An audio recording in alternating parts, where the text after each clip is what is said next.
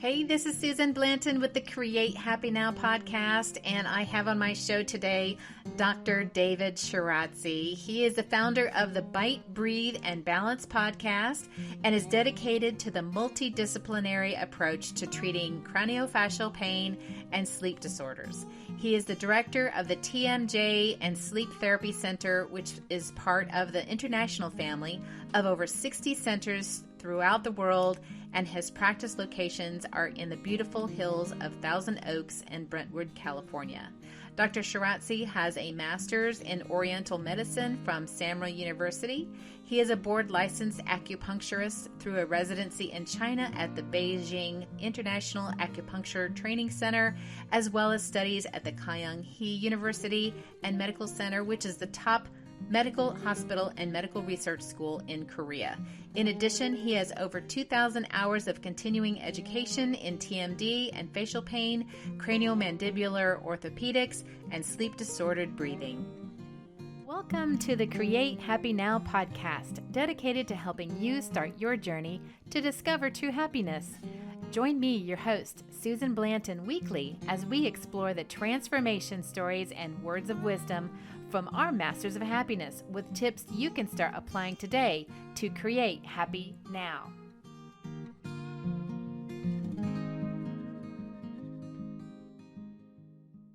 I am so excited to have you, Dr. Shirazi. It's such an honor to have you on the show.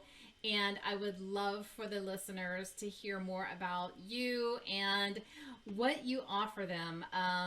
You have a lot of talents and knowledge and wisdom when it comes to the body and health, especially when it goes around, centers around sleep. And so I would like for you to tell us a little bit more, because it's not just sleep. You have a lot of other tools in your toolbox to help people. Yeah. And thank you for having me on your show. I love your program, and I love how there's such an emphasis on happiness, and how happiness is a choice, and you can make that your goal, and you can make it your situation become your happiness if you choose it. So that's absolutely lovely. Absolutely. Thank you. Yeah. And it also brings up a lot of different things that you can make it into your happiness about. Yes. So my passion is helping people restore their sleep, predominantly like snoring and sleep apnea, and getting out of pain, like headache pain, migraine pain, facial pain, TMJ pain, and some of the associated ear conditions that go with having a TMJ problem. And my story really started when I got out of dental school. My mom's a dentist. I worked for her, and I was doing a lot of orthodontics straight out of school. And we didn't know it at the time, but the absolute best way, and I use the word curing not lightly, because we're not allowed to use that word very often in medicine. But the absolute best way of curing sleep apnea in children is with functional orthodontics. And we didn't know that's what we were doing. But even though we had literature, we still didn't really know what was really going on. And all the effects of sleep apnea, right, in children. So bedwetting, ADD, ADHD, those are the slam dunks that we know that sleep apnea can cause. But truth be told, there's literally nothing that I know of that sleep apnea is not associated with. And it's such a highly inflammatory disorder. Well, can you, in case there's some people out there that have heard of sleep apnea, but they don't know exactly what that really means, because maybe they haven't been afflicted with it, or maybe they don't even know they have it. So what is the physical anomaly of sleep apnea? So we quantify sleep apnea by measuring someone's sleep if they, one, hold their breath for 10 seconds or longer, just hold their breath, no airflow, or they have poor airflow, meaning their airflow is restricted and it causes their oxygen to dip, or they have an interruption in their brain waves in their sleep that's caused by something in their airway, right? So we have 4 stages of sleep, right? We've got stage 1, which is light, um, stage 2, which is a little bit deeper, stage 3, which is delta. Delta is where we get over 90% of our growth hormone, Okay. Is that right? that's the deep sleep, That's not the deep REM? sleep. And Right. then we That's the have deep REM sleep. sleep, right? Mm-hmm. And REM is where we do our emotional processing, our memory consolidation. And actually, only in the last 5-10 years, we found out that our lymphatics in our brain is clearing out the beta amyloid plaques during REM sleep. Right? Okay. So there's a lot of cleaning out, a lot of spring cleaning going on during REM sleep, And right? that's your dream state too, right? And that's your dream state, Mm-hmm. exactly, Mm-hmm. exactly. So where were we in our? Oh, so we're talking about sleep. So when we're in those deeper stages of REM and delta, if we have a choking episode, a loud snoring episode, uh, a snort like that, that kicks us off of that deep stage of sleep, we call that an arousal, right? And the Mm-hmm. majority of the inflammatory and the disease processes associated with sleep apnea actually have to do with the arousals, Okay. much more so than the deprivation of oxygen. Do you think that there's more cases of sleep apnea than ever before? For sure. Um, is that and what's that associated with? I mean, many 50 years ago, we probably didn't even talk about it at all, But we right? didn't know what it was 50 years ago. You know, Right. when it Maybe was first, snoring. right, we knew about snoring historically, and we knew about grinding our teeth Mm. at night historically. That was in books. We associated with, like Ben Franklin would say, those without a clear conscience grind their teeth and gnash their teeth at night. Oh. Now we know that 50% of the time, the reason why we clench our teeth is associated with a form of sleep apnea. Okay. Now, Yeah. so why are we gritting our teeth at night when we're sleeping? What's causing that? So, Is it more of a mental thing, or is it a physical, the way our jaws aligned, or? so it's what's called the centrally mediated phenomenon, like meaning our brain does it unconsciously, right? Okay. It's like the same reason why we have periodic limb movement, right? Where we have like, we kick our feet in Mm. our feet. So we say that clenching and grinding, we call it bruxism, is centrally mediated due to an autonomic nervous system dysregulation. Something kicked us off, right? Mm. So, for example, in the 50% of the time that's associated with sleep apnea, that stage is called, that condition is called upper airway resistance syndrome. And just the agitation in our sleep that kicks us out of the arousals will Mm. cause us to clench our teeth, right? Okay. But at the same time, we also say stress. But stress doesn't have to be emotional, but definitely emotional stress is associated, right? And like you talked about, like your choices, like if someone cuts you off on the freeway Mm-hmm. and that bothers you, you can go home and clench your teeth, Yeah. right? But if you also have an IgG food intolerance to, let's say, gluten or dairy, and you have a slice of pizza, you're probably going to go clench your teeth. Oh, that's so crazy. Now, if you are more of a like a teeth grinder or clencher, I mean, I'll notice it. I've noticed it more in myself after I've had dental work. If something just doesn't feel right, and I just want to, Yes, that but could be related to if your bite's off, that can cause you to clench your teeth as well. We yeah, consider it much more rare, but yeah, that can happen too, for sure. yeah. And then, so if you're more of a day teeth clencher, does that make you more prone to being a night teeth clencher grinder? Probably because the majority of the time, the reason why we clench our teeth during the day is either more unconscious or more psychological. Mm-hmm. And that can be, like I said, the stress, that can be one of the reasons why we clench our teeth at night as well. Okay, so it can be So, like more of an emotional tie, um, combined with a physical issue, which is just happening automatically at night, right? Yeah. So So it during could be both or just one or the other, and you just don't know. yeah, so during the day, um, well, a lot of our behavior as well as a lot of our physical body has to do with an evolutionary remnants that are brought out. Like so, for example, like on the roof of our mouth, we have this roughness in our palate. We Mm. call that rugae, right? That's an evolutionary remnant from herbivores like deer that grind their lower teeth up against those ridges to, make a bowl of grass to swallow, right? We have no purpose for it in humans other than if a person becomes toothless and they use their lower teeth against that. And even then, we have dentures, so it's a non-issue. But it's there. So uh, one of the purposes of clenching in the animal kingdom is to establish dominance with another animal. Oh. Right. So, for example, dogs bite the neck of another dog Mm. to establish their dominance, saying, "Hey, I am above you. I tell you what to do." When they do it, they don't do it to hurt.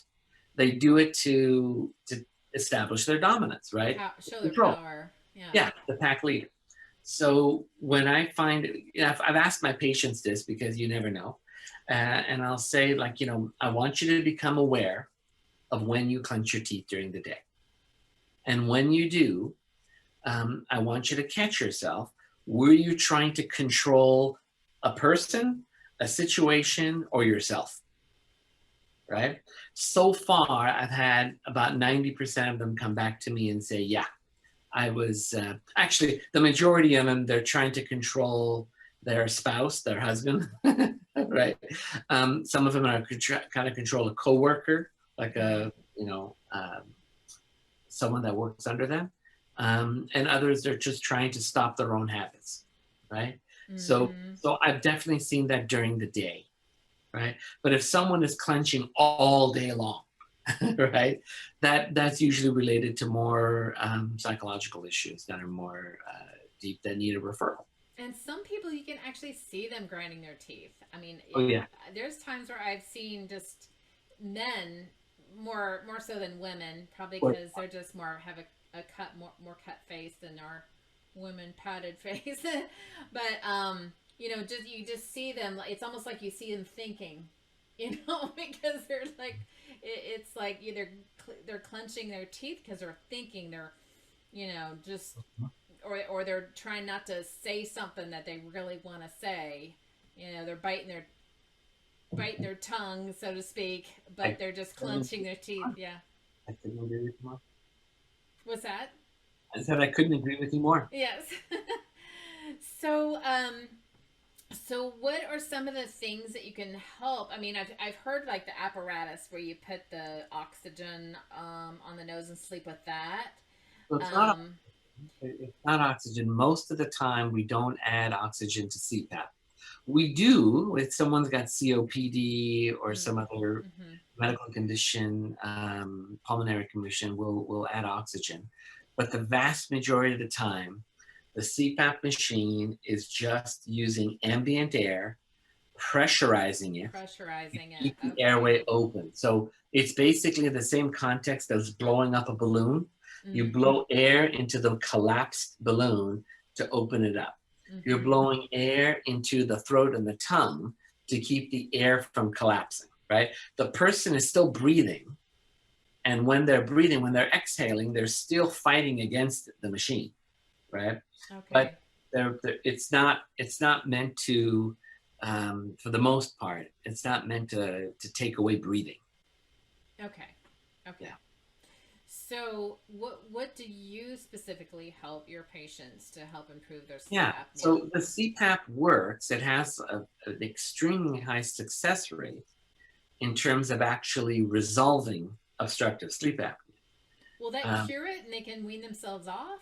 no, Or they no, have they to have to have be on it it pretty forever. much? They have to Okay. be on it forever, essentially, and until they make other changes, whether it's weight loss, surgery, The or adenoids, what have you. do they Not in need to? adults. In children, tonsil and adenoid removal will improve sleep apnea by at least 50%. That's usually what we see. Um, The obesity also is a factor. Why is it that people who suffer with obesity have also the additional suffering of sleep apnea? so sleep apnea, obstructive sleep apnea, is caused by one, a loss of neuromuscular tone, right? Oh, That's the okay. number one cause. You don't have enough tone in your upper pharyngeal muscles in your tongue, and it becomes what we call more collapsible. And when we're in our deeper stages of sleep, especially when we're on our back, it collapses and the airway closes down, right?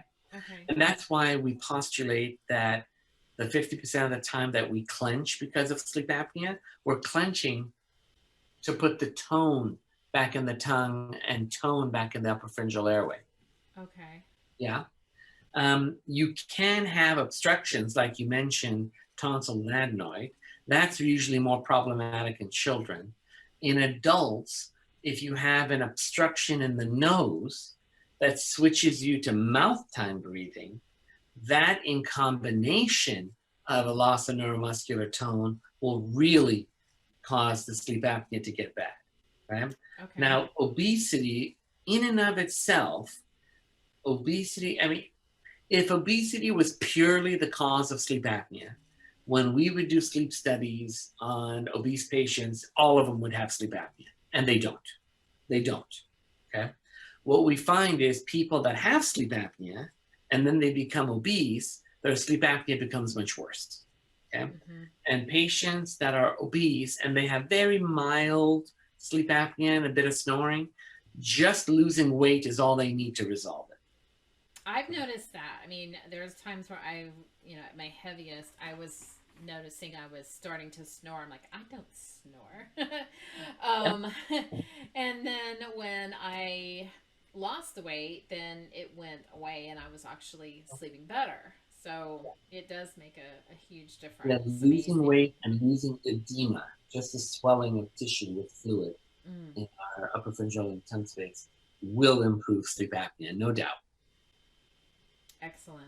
Yeah. Excellent. So, So CPAP essentially just opens up the airway. And mhm. like I said, it has a very, very high success rate, but it has a very, very poor adherence rate. Mm. So between 40 to 60% of people give up on it. Well, it's not very sexy. It's not convenient. This is It's true. not convenient. It's True. it's hard. I would imagine to be, if you're tossing or turning and trying to, I mean, you've got an apparatus on your face. That's got to be very uncomfortable and can affect your sleep, not just your breathing, but just your comfort level and relaxing Well, and you're not having it bother usually you. you're usually forced to be on your back, and the Mm-hmm. machine does have a sound. You know, it does sound like a little air pump because it's an air pump. And if you try to talk with it, you sound exactly like Darth Vader. You know, I once worked with this sleep technologist in Las Vegas. Her name was Star, which is I thought a very cute name. And there was a 40-something-year-old man who was divorced and dating, and he went into the sleep lab to get tested with a CPAP machine. And when he woke up in the morning, he was just like, listen, there is no way I am sleeping with this thing. Okay. And just for the reasons that you said, it's not sexy, it's not this, it's not that. He's a single guy, he can't wear it Yeah. anymore. And Star being the kind of person that she is, she just without hesitation just said, oh, well, if that's the kind of relationship you want to have with the women you date, just let them know you'll leave the money on the counter. And That's it's funny. really the people that are very pro CPAP, I find are very myopic. They feel like there's only CPAP, Mm. and there's nothing else. And that's just not true, right? But if someone can tolerate CPAP, it'll work. It'll just work. But the truth is, lifestyle matters, right? Well, especially if your partner is sleeping in the same bed or room with you and they're having to listen to that as well, Well, or but, in all fairness to the CPAP people, prior to the CPAP, they would have to listen to the person snoring and choking in their sleep. that's true So too. it's like, pardon the pun, but pick your poison sort of thing, right? So my alternative for mild to moderate sleep apnea is an oral appliance Okay. that keeps your airway open throughout the night. So it looks like a retainer. The top and bottom piece are attached loosely, but they're attached. So your jaw can't, fall back because it's always being held up by your upper jaw. And we can kind of control what the tongue does. We can, if we have a nasal problem, we'll refer to an ENT. And at the same time, it acts as an appliance for clenching. Okay. Is it And you dual can literally purpose? put it, it's perfect. You can just put it in your pocket and travel with it. It's pretty easy. You can go camping with it. It's a pretty easy thing to do. Is it something that you have to fit to your own teeth, or is it It's just custom fitted, absolutely. okay? It's custom fitted to not just to your teeth, but to your jaw as well. Because as soon anything you put in someone's mouth that they want, even if it's Invisalign or in night guard, affects the jaw. Whether you want to or not, it's affecting the jaw. And it's the dentist's responsibility to make sure that it's affecting the jaw positively and not negatively. So yeah, it's all of these are in order, which really kind of sets them apart from what we call the boil and bites, the ones that you buy over the counter, you put in hot water and pop in. Yeah. Yeah. So, as far as TMJ, I Mhm. know partly that's caused by teeth clenching. Is there anything else that could cause it? Maybe your teeth are not aligned properly. Yeah. So a TMJ disorder. So just the word TMJ, temporomandibular joint, is just the name of our anatomy, right? Mm-hmm. A Mm-hmm. TMJ disorder can vary from, effusion, which is swelling, to a disc displacement, to arthritis, to just cancer. You could have any kind of TMJ disorder. Mm-hmm. So it can be caused by whiplash, for example. Clenching is the number one cause. Having dentistry that shifted your bite, having improper orthodontics performed. Um, Even what can set the process off is actually being bottle fed instead of being breastfed. Oh, okay. Yeah, Like for What- life, that can affect you that way? absolutely. Really? Absolutely. So when we look at skulls prior to the Industrial Revolution, everyone had wide palates. They had this much space behind each wisdom tooth. Like I'm holding up about a half inch. And they had nice, big, developed jaws. Okay. Wow. Because they And had we to know, suck harder, right? Because they had to well, suck they harder, open their mouth. breastfed. They have to open their mouth more and suck, right? Than you would a Well, bottle. they breastfed for 3 to 5 years. That's one. Okay. Oh. When we breastfeed, the nipple goes inside the mouth. The tip of the baby's tongue presses the base of the nipple and squeezes it against the palate like this and squeezes the milk down. Yeah. Mm-hmm. And when we Mm-hmm. do this, we learn how to swallow up against the palate, which develops the arch, Oh, okay. right? And and then what we did was, as soon as they got teeth, right? As soon as teeth came in, and the infant can now chew food, then because they didn't have processed foods, right? Back then, they No, didn't have no baby blenders. food. Yeah, I don't even No know if baby they food jars. had right? No purees. So the action of chewing foods, and you had to chew, otherwise you choke. The action of chewing would develop this level, the height of the jaw. So in modern man, we find very, very narrow palates and very, very underdeveloped mandibles, these little teeny, they're kind of like Japanese anime. Have you ever seen those Japanese anime Yes. children with the big eyes and the little teeny mouth? They're so cute, Yeah. right? But that's sort of like modern man right now, where we have these narrow palates and these narrow jaws, and the jaws are usually very recessed. I see. Um, And another thing, as far as my experience, I had a cracked tooth that went on for a while. It wasn't bothering me, um, but then I didn't realize until they're like, we're going to need to do something about this. It's kind of come to the end where we just can't let it go on anymore. But long story short, I found out that I had had more of an infection going on. It didn't show up in the x-rays until I had the root canal, and they did the scan, and I had bone loss in my jaw. And they didn't even know it until they were getting ready to do the root canal.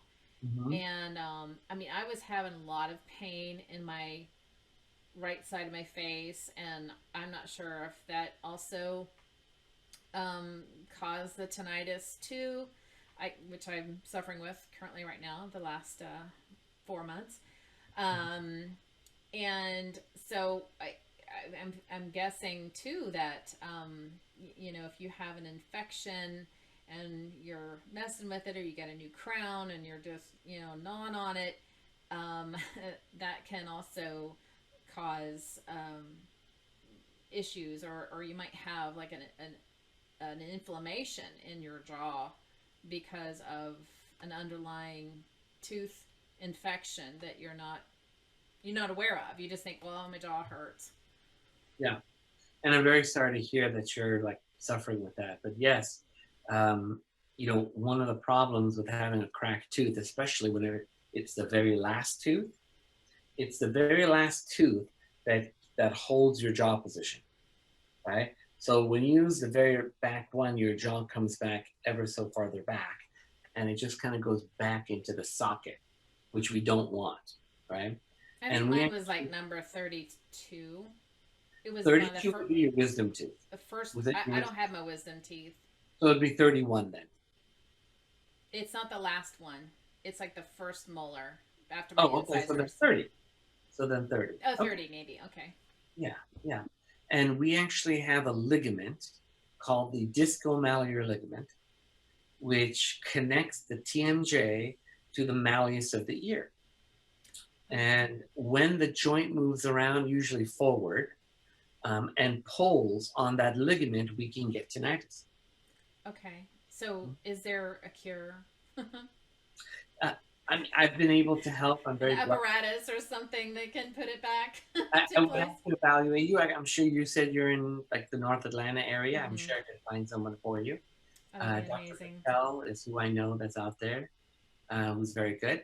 But I would see if there's a correlation to begin with. If there's no correlation, I wouldn't waste your time. It came on all of a sudden, so that's what's kind of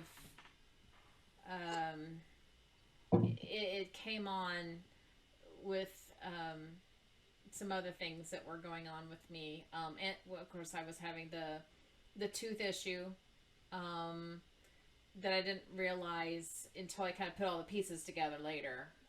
Right. That I had the tooth infection going on. I had another co-infection going on. That's a whole nother subject. And so I wasn't quite sure what caused what, because tinnitus can be caused by so many different things.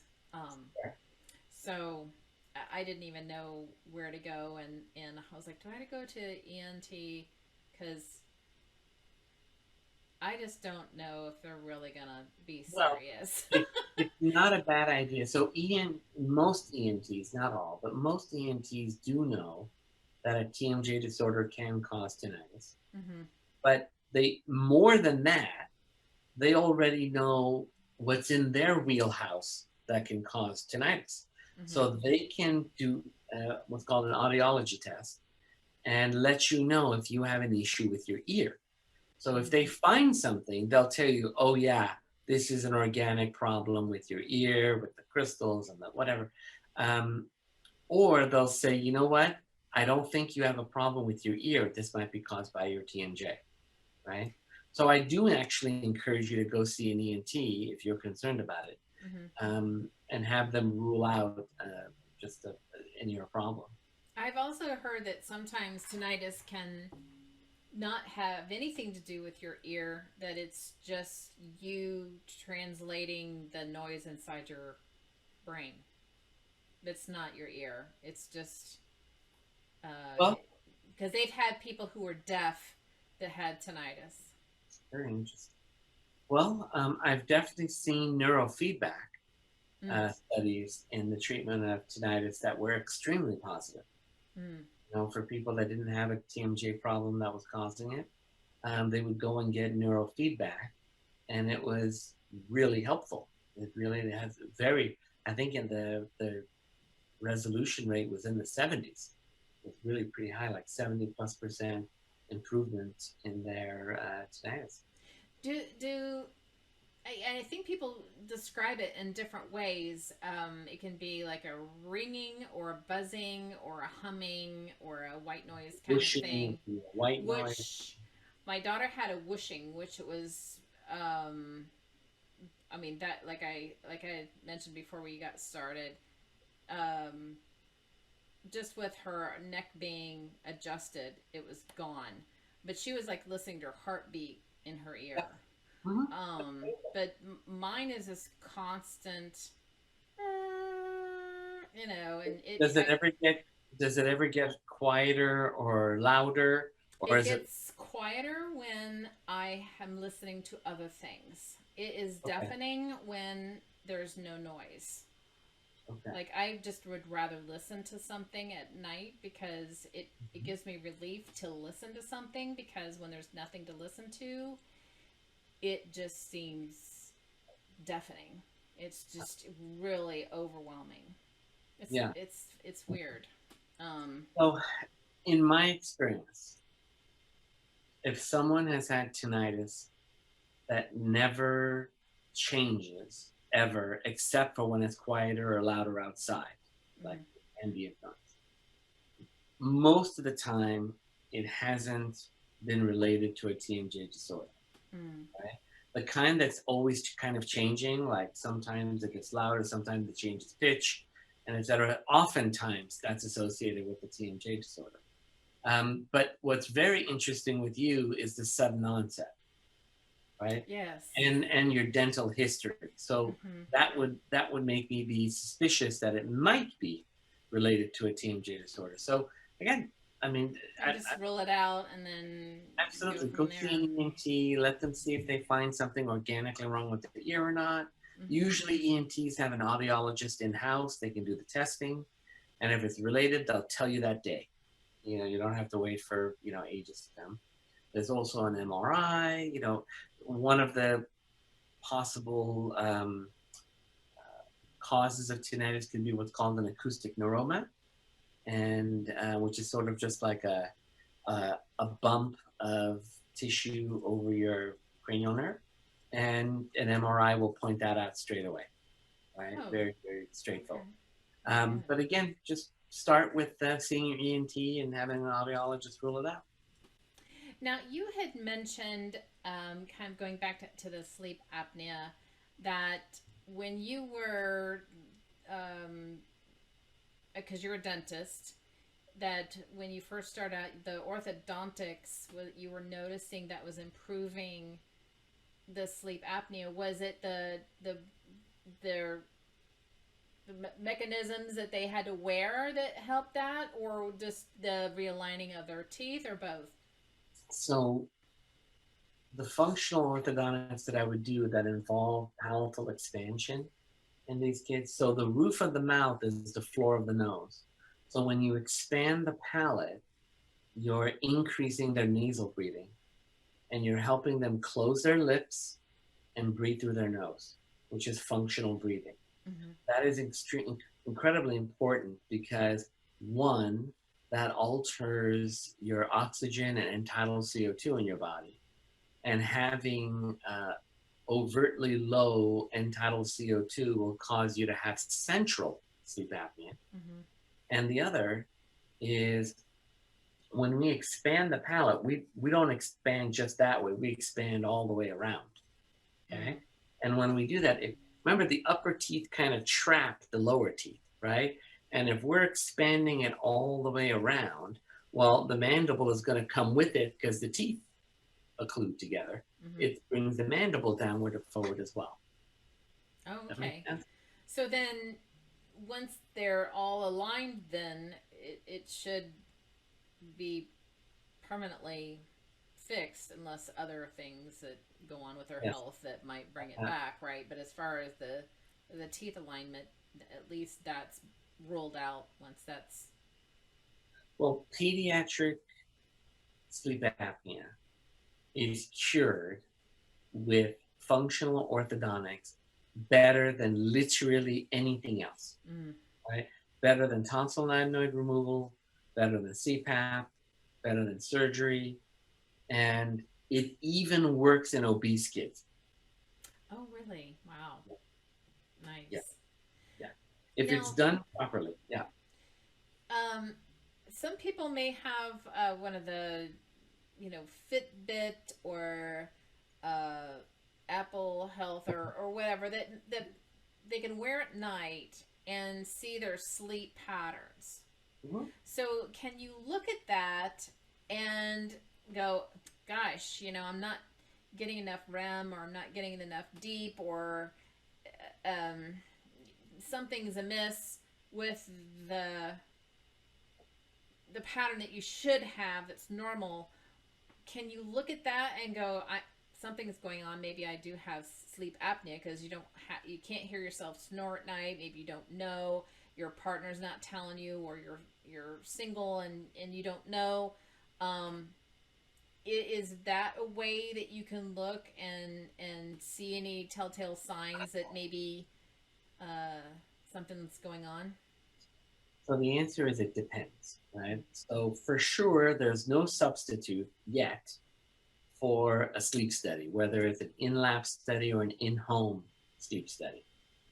Uh, in my experience, I haven't played with the latest and greatest Fitbit or iPhone, or iWatch, I guess.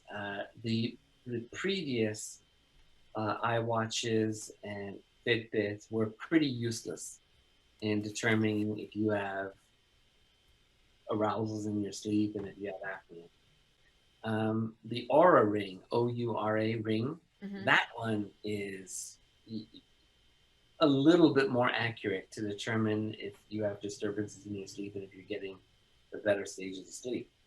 Um, the newer technology might change and it might be better, but I don't trust those devices. Now, if you want to know if you're snoring or choking in your sleep, there are many apps. One of them is called Snore Lab, like LAB. Oh. And by the way, I always recommend people to put their phone on airplane mode when they sleep. Okay, but you put the phone on airplane mode. You turn on the app, and you just let it know that you're sleeping, and you keep it 2 feet away with the Okay. microphone of your phone facing you, and go to sleep. And it'll, as soon as it hears a sound, it'll turn itself on, and it'll even give you a snore score to Oh. see if, yeah, everyone's got a little bit of snoring, but is your snoring problematic? Right. That's even better. Wow, I didn't even Yeah, know there was an app for that. not for everything, isn't it? Well, this has been very educational. I've learned so much, and just have some confidence that there's some resources out there Mhm. that can help us improve our health with just our sleep. Because sometimes people just think, well, I just snore and I don't sleep well, and that's just life. But sleep is so critical to our health. It's so critical. I mean, I think, what is it? If you don't sleep, they've done sleep study. Well, lack of sleep studies. If you don't sleep for 5 days, I think what's the longest someone's ever lived is maybe 11 days. You cannot Answer that, yeah. It, live without sleep. it is true that sleep is more important than diet and exercise for your health. And mental health, because after 3 days you can start lose your Oh, your they mental. hallucinate. They for sure hallucinate. Yeah. Mm-hmm, mm-hmm. So very, very exciting, and I'm so glad you're able to come on the show. Can you tell me, what is one of your quotes you like to live by? Um, well, I mean, a short poem of Rumi's that I've always loved. I love Rumi. Yeah, right. Um, Out beyond uh, right and wrong, there is a field. I'll meet you there. Oh, Yeah, I've always loved that. that is nice. Mhm. And I always have my guests offer a happy hack that they can just give it a try if they just really need a pick me up. So, what's your happy hack? So for me, it's just remembering and bringing into the moment something that's happened wonderful in the past, Mm, uh, or something that I'm aspiring to in the future that I'm very excited about, right? Those are things that I just bring into the moment and just allow myself to feel the joy and have just thinking about my son. My son's 8 now, but just thinking about something cute that he did or said. um, I sometimes think about the day he was born. Those mm, are just things that make me really happy. Or every now and then, I'll do acupuncture on a patient and they'll mm-hmm. have a profound release, whether it's physical or emotional. And I'll remember that one time, like, that was good. That was fantastic. You got it. It feels good. um, It feels good to be able to help people. awesome, awesome. Well, so tell the listeners what you have going on your website. I know you have lots of goodies, so can you tell them what they might expect if they stop by your website? Yeah. My website, I have two of them. They both go to the same domain. One's called TMJ Conejo. That's Conejo, and the other one's TMJLA, for Los Angeles. Okay. We've got a pain tab, a sleep apnea tab, and an orthodontics tab. And you could look at either literature or stories or what's available. Hmm. You can research for yourself or for your children of what might be best for you and your children. How Great. pain and sleep affects everything.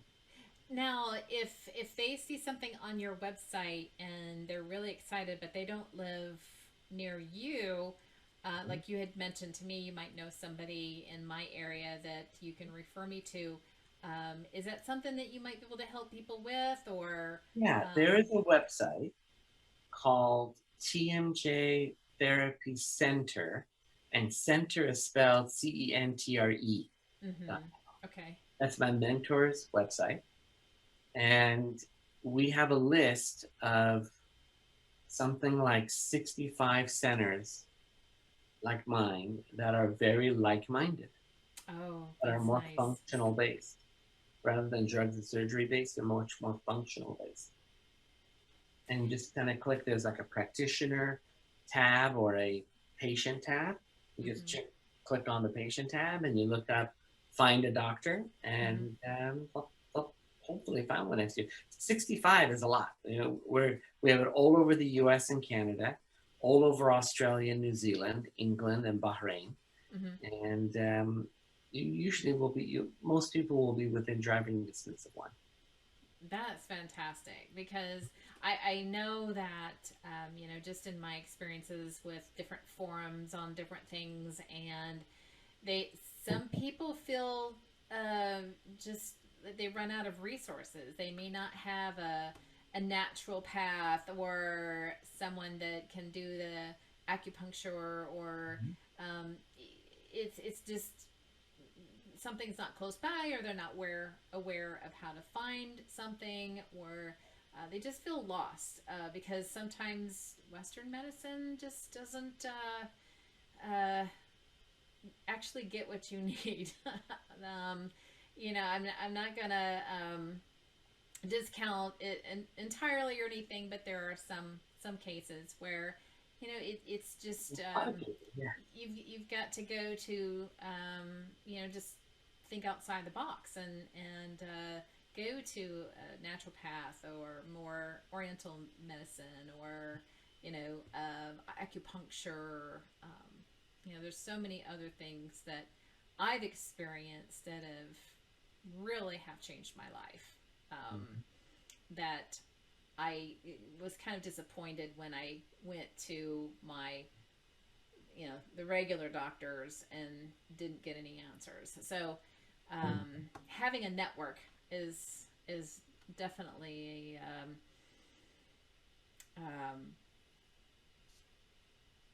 it's a blessing to be able to soothing. find It's reassuring, especially because it's not regulated and you're not sure. I mean, not everybody is great, whether it's Western medicine or not.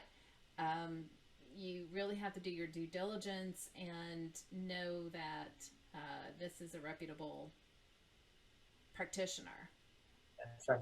I agree. That's good to have. So, well, thank you so much for joining me. It's been a pleasure. I've learned so much, and I'm sure that listeners have also gotten a big dose of information that they can take home and also, check out your website and learn even more. So thank you so much. And I hope to have you back on the show again, too. That would be great. Thank you so much. All right. Thank you. Thank you. Thanks for listening to this episode of the Create Happy Now podcast. If you liked today's episode, please subscribe, rate, and leave a comment on the additional topics that you would like to be featured on the Create Happy Now podcast. We'd love to hear what you have to say. Catch Create Happy Now on YouTube with podcast recordings and additional videos. Look out for Create Happy Now Facebook group, courses, books, and more. If you would like to stay on top of Create Happy Now creations, subscribe to the podcast and YouTube channel so you can start your journey to Create Happy Now. You can also find Create Happy Now on Spotify, iTunes, YouTube, Podbean, Stitcher, Deezer, Amazon Music, and iHeartRadio.